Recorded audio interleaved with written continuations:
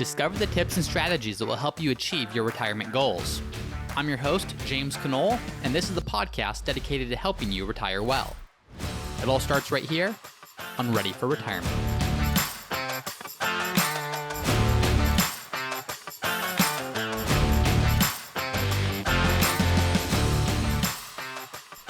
Hi everyone, welcome back to another episode of Ready for Retirement. I'm your host, James Knoll. For those of you listening on the date that this episode is actually publishing, Happy New Year. Wish you a happy 2023. And this episode is all about how do you get your money right in 2023. The actual principles of this episode can be applied at any time during the year in any year because they are universal principles. But I thought this would be a healthy time to talk about this because the beginning of the year is when we're oftentimes thinking about things, improvements in our lives, and two of the biggest are typically health and wealth. So I'm not going to talk about the health side today, but we will be talking about money and what framework can you apply to your money to ensure that you're getting the most life out of that money, to ensure that you're getting the most from what you have with your finances. So this is based upon a listener question, and this question comes from Nathan. And Nathan says this. He says, great content. I always appreciate your approach to saving and investing for the future, but also emphasizing the importance of enjoying today as well. As someone who has 15 to 20 years before retiring, around age 60, I recognize there are many unknowns before entering that retirement phase. However, having already built up an amount in our 401ks that is projected to grow to be quote-unquote enough when the time comes, I feel conflicted on slowing saving down to the match today and continue as we have been. When is it wise to trust the predictions of estimates like this? I feel like the time probably isn't yet, but I also realize no one can predict the market. All right, Nathan, well, thank you for that question. Just for those of you who are listening, what Nathan's referencing is a lot of times on this podcast, we'll talk about when is it time to stop saving for retirement. At some point you hit that critical mass where you've got enough money in retirement savings already to carry you on towards retirement without actually needing to save a whole lot more on your own. So the tension or the balance is at what point do we trust maybe the projected growth rates? When you run the numbers and say, okay, I've got X amount of my dollars today in my portfolio. I know I need X number of dollars in my portfolio, say 5, 10, 15 years from now when I retire. If I assume some growth rate, I'm probably fine. But what if that growth rate doesn't happen? What if this doesn't happen the exact way we think it might with what people think the market might do or even what the market historically has done? So I'm going to take this question, I'm going to tie it into a bigger picture thing as I talked about of how do you get your money right? How do you start to think about what should you be doing with your money? And as I mentioned, this is a good episode for the beginning of a new year because this is when we're oftentimes thinking about money. So the question, Nathan, you submitted is a good one. It's not exactly about this, but at its core, it is. So I do hope to address your question specifically, but also tie it into a bigger topic. Here's one of the challenges, not just Nathan with your question, but that we all face when it comes to retirement planning or just financial planning in general, is we all want and crave precision when it comes to planning our finances. We want to know exactly how much we should save, exactly how much we can spend now, exactly how much we think we might be able to spend in the future, exactly what the market's going to do, exactly what tax brackets will be. If we had perfect information, we could craft the absolutely most precise and most perfect plan for every single person in the world. The problem is that precision doesn't exist. There's no spreadsheet that's going to guarantee you'll be fine. And I know in this industry, the financial industry that I'm part of, people like to talk about retirement projections. They like to talk about getting the Monte Carlo simulations just right. They want to talk about optimizing plans for success. And while that's all good, we also have to simultaneously realize that so much of this planning we do, so much of these assumptions that we make, they're just guesses. Now, hopefully they're educated guesses, and hopefully those guesses are continuing to be refined more and more as you get closer and closer to your goal, but we don't know with perfect certainty what's actually going to happen. Now, it is still worth doing those projections. It is still worth doing that planning because as the saying goes, it's better to be approximately right than exactly wrong, but we have to recognize that planning cannot ever deliver perfect certainty like we probably want it to. So just like any strategy, financial strategies are just guesses about the future. They can tell us the general direction we're headed, but they lack precision when it comes to understanding our exact destination. So that's one challenge. The other challenge is more money does not solve feelings of financial insecurity. So if we think we can just outrun some of these problems, if we think we can just outrun the ability or the lack of ability to be super precise with everything, you're probably going to be running for a very, very long time until you just get so exhausted and you realize there's nothing that you can do to escape this if you're looking at quote unquote enough as a number. There's not a number that will make you feel like there's enough. Instead, that sense of enough, that feeling of enough, it comes from having a plan. It comes from having a strategy, acknowledging that it's not going to be perfectly precise because the future can never be perfectly precise as we know it today, but knowing what are the triggers or what are the things that need to be adjusted on an ongoing basis, understanding which of these things can we control, which of these things can't we control, and how do we ensure that we're in the best possible position to get to where we want to go, even if we can't perfectly predict what's going to unfold over the next number of years. So what does any of this have to do with the new year, getting your money right in the new year? Well, what it has to do is we need a mindset shift. This is the hardest part of financial planning. We've been conditioned to think that financial planning means getting your money right is the main goal, and our lives should simply be arranged to fit within that. Now, there's some truth to that. We do need to apply some structure to our lives. We need to ensure that we're moving in the right direction, and sometimes that takes some discipline. A lot of times it takes some discipline and some guardrails around what we're doing to make sure we're moving in the right direction. But if you take that to the extreme, you can real easily get quickly caught up in the mechanics of this and lose sight of what's most important. For example, when I grew up, Dave Ramsey was a huge name in our household, and Dave Ramsey was a huge help to our household of applying some structure around what my family was doing with our finances. Now, that structure was amazingly helpful in terms of the ability to understand what's the next step we take, what's the next thing that we should be doing. But I've also seen instances where that structure, people can get lost in it. And they're so committed to saving exactly 15% of their income. They're so committed to doing nothing with debt. Or they're so committed to following the baby steps in the order that the baby steps are written, which again, in general, is a very good thing. But if you look at following those steps as the be-all, end-all, if that's the ultimate goal and you're rearranging your life to fit within that, at some point you're missing the bigger picture. The better approach is yes, have structure, yes, have discipline, but instead of rearranging our lives to fit getting our money right, we should start with what do we want our lives to look like. At the end of the day, money is not the goal. Money is the tool to help us accomplish the goal. So the thing that we should be thinking about first is, what does your ideal life look like? What does a successful life look like to you? When you envision your future, when you look back on it all, what has to have happened with relationships, with work, with fun and leisure, with your ability to connect with friends and family, with your faith, with all these different things? What has happened for you to look back and say, this was a successful life? I did things really well. Those things probably have nothing to do with your savings rate. They probably have nothing to do with how you budgeted. They probably have nothing to do with any Roth conversions you did. So what we always have to realize is our vision for an ideal life or for a successful life, that's the goal. And then we need to arrange our finances, arrange our money in a way to best support that. So this reframing, this exercise, it's something that we should continually do because it's very easy to get caught up in the trap of doing the quote unquote supposed tos. You're supposed to do this to your 401k. You're supposed to do this with a Roth IRA. You're supposed to do this to save on taxes. And while that's all grounded in probably good thinking, if that's all we're looking at, and if we're not looking at how does this impact my ability to live a great life, we're missing the bigger picture, as I said. So we need a mindset shift. And the hardest part of financial planning is that it's not ultimately about the finances as a starting point. The finances should be the tactical thing that you're doing, the tactical changes that you're implementing to live a better life. But the first thing we need to do is understand, what do I want that life to look like? Now, this doesn't have to be a complicated exercise. Ideally, it's something that you're keeping top of mind and that you're revisiting periodically. But it all starts with asking yourself a simple question of, what does your envision look like with your spouse and family, with work, with faith, with hobbies, with fun and leisure, with friendships? And as you start to think through each of these categories, and each category is maybe specific to you, you can start tying that back to your finances. Okay, I've said this is important with my family. Am I doing the things with my finances that would support that vision I have of what my family life looks like? Or, I've said this is important in terms of activities and things I like to do. Well, am I taking the steps with my finances to be able to do those types of things? So if we go back to Nathan's question, he says, I recognize there are many unknowns before entering that retirement phase. However, having already built up an amount in our 401ks that is projected to grow to be quote unquote enough when that time comes, what do I do going forward? Paraphrasing his question a little bit.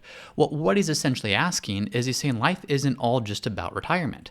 I'm 15, 20 years away from that. Going back to Nathan's question, what about all the things that come up along the way? Now, I don't know Nathan. I don't know what family or friendships or things might look like, but my guess is he's trying to see, how do I make sure I'm prepared for retirement, but don't sacrifice the next 5, 10, 15, 20 years just to get there if I already feel like I've got a good amount put away. So how do I understand, or how do I put myself in a position to enjoy things along the way, to be able to fund things along the way, and not tie up everything for retirement? So here's a practical example of how this exercise might help. Well, Nathan, go through some of these things. What is most important to you? What does envisioned success look like for you? And then to answer your question of how do we address the unknowns, well, this is where we start to align our dollars with what's most important.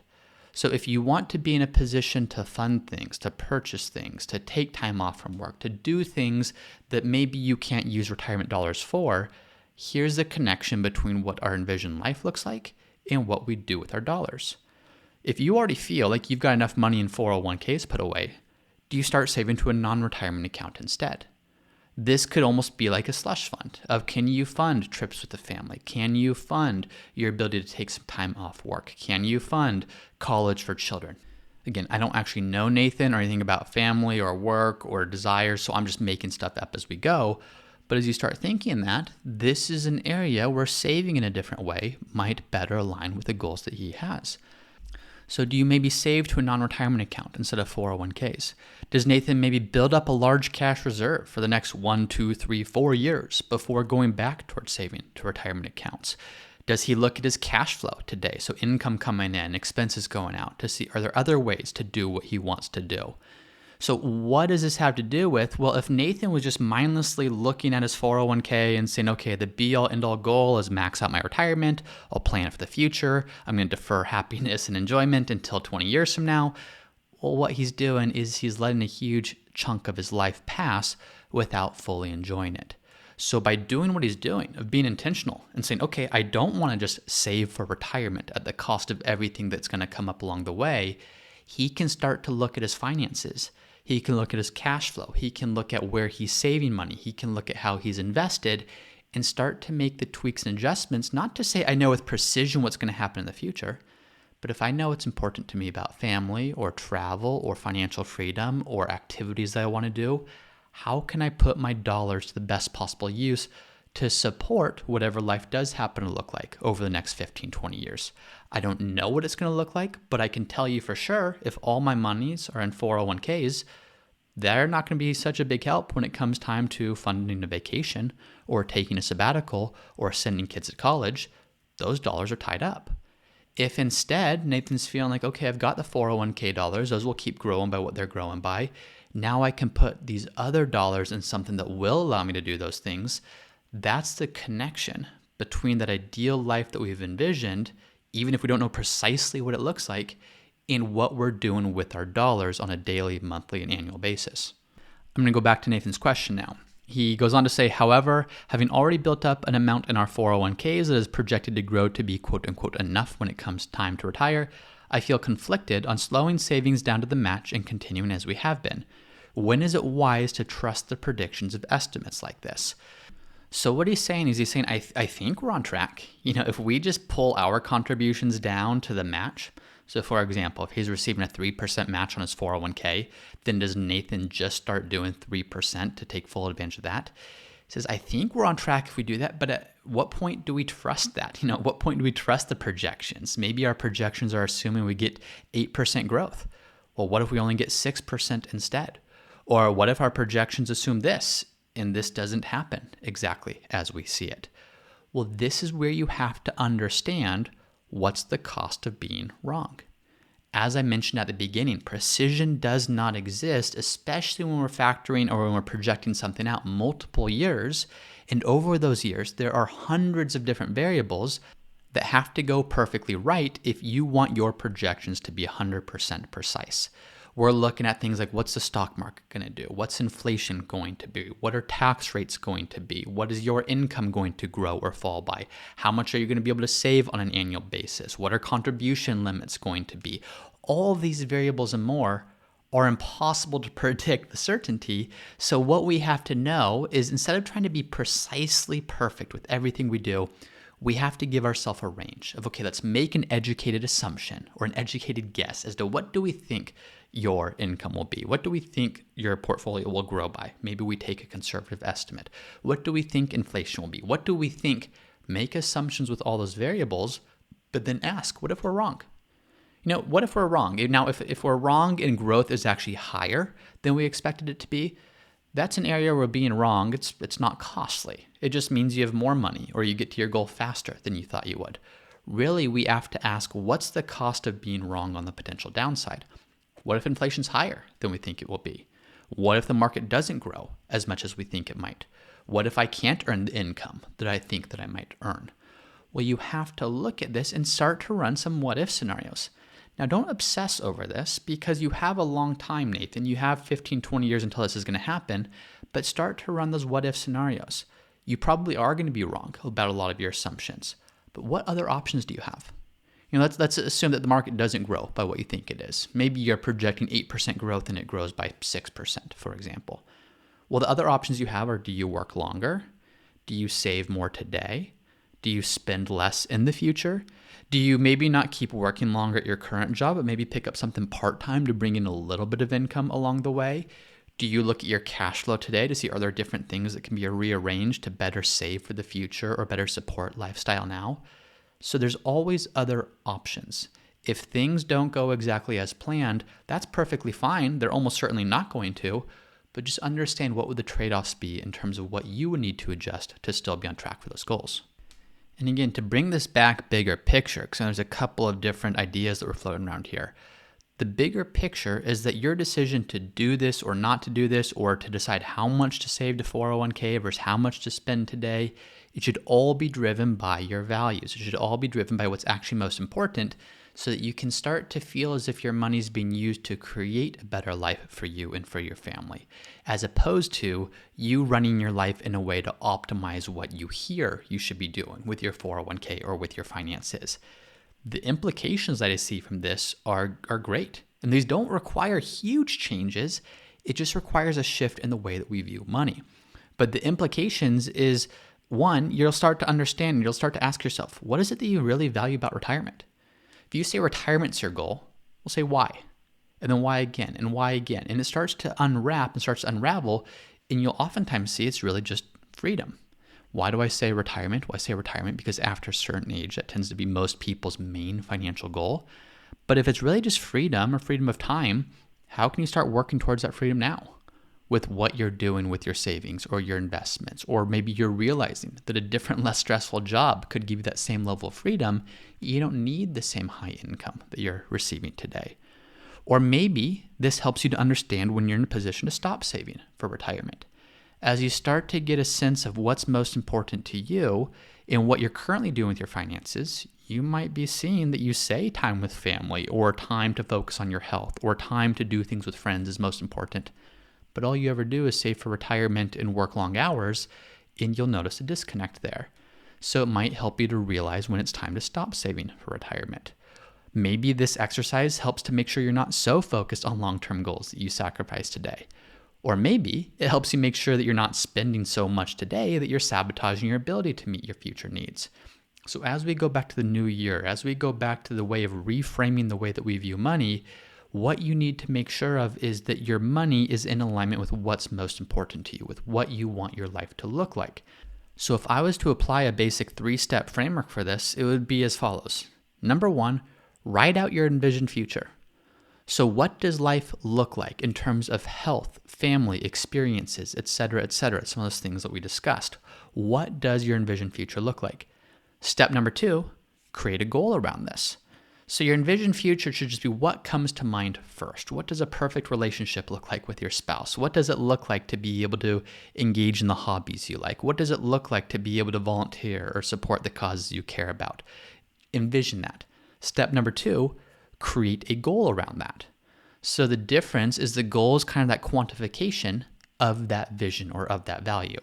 For example, maybe my vision is to be a present father and to have a wonderful relationship with my daughter. Great. That's a great vision, but how do I know if I'm on track for that or not? Well, hopefully it's kind of a feeling. Hopefully I've got some internal gauge of how I'm doing with that. But if I wanted to set a goal to make sure, am I doing the intentional things that would lead to that ability to be a present father and to have that wonderful relationship? Maybe I schedule every Friday morning, I'm going to go on a breakfast date with her.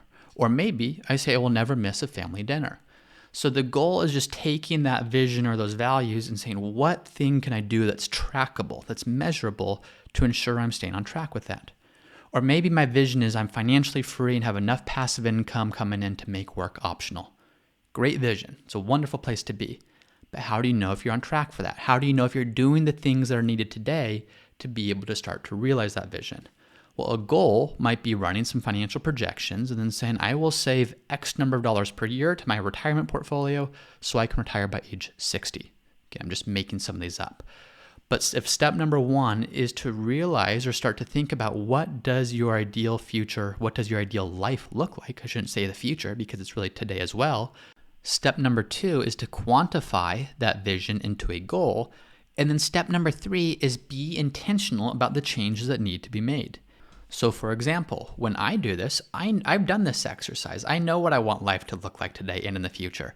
But if I don't constantly revisit this, it's very easy for me to get sucked into the long term. I'm constantly living in the long term, both because of the nature of the work I do with clients, but thinking about the business and where I want business to be, thinking about personal goals. It can be more difficult for me to be present in the moment, to be spending things, doing things, spending the time and energy on things I know are also valuable today. So as I look at this, yes, I know that I should be doing these things, but revisiting it, using the new year to revisit this, to say, okay, am I on track to do the things today with my time, my money, my energy, my talent, in order to have the relationships with family, in order to have health, in order to have the faith goals, in order to have the volunteer goals, all of those different things that might be important, how can I make sure they're being reflected today as well as in the future? So when you make these intentional things, or when you make these intentional changes, your goal is to make sure that you're allocating time, money, energy, talent for things today that you value, but also making sure that you're on track to be able to maintain that vision for the future as well. Now, the hardest part about this, I'll say, is understanding what your envisioned future looks like. Once you do that, the financial part's easy. Okay, maybe you save 12% to your 401k instead of 11%. Or maybe you use your Roth 401k instead of your traditional 401k. Those are sometimes the easy fixes, the quick fixes. The harder part is being intentional about what do you want life to look like today and in the future. And when you can get that right, it's a lot easier to come back to your finances and start to understand what you should be doing to make sure you're on track for all that. So going back to the original question, Nathan, I know that we went a little bit off track with what the original question was, but I think the goal is to understand that when you're making these decisions, number one, understand there's no such thing as perfect certainty, especially when it comes to finances. And number two, make these decisions more out of intentionality of what you want your life to look like, less out of the things you feel like you're supposed to be doing because you hear everyone else doing it. So I hope that's helpful. Happy New Year again to everyone who is listening, and I'll see you all next time. Thank you for listening to another episode of the Ready for Retirement podcast. If you're looking to work with a financial advisor that cares deeply about helping you get the most out of life with your money, head over to our website at rootfinancialpartners.com and click Start Here. One of our advisors would love the opportunity to speak with you. You can also find the show notes for today's episode on our website, along with other great content that will help you to create a wonderful retirement. And finally, if you have a question that you'd like for me to answer in a future episode, then from our website, click on the Learn tab. Scroll down just a bit on that page and then click Submit a Question to submit a question that I will answer in a future episode. Again, that can all be found at rootfinancialpartners.com. Thanks as always for listening, and I'll see you next time.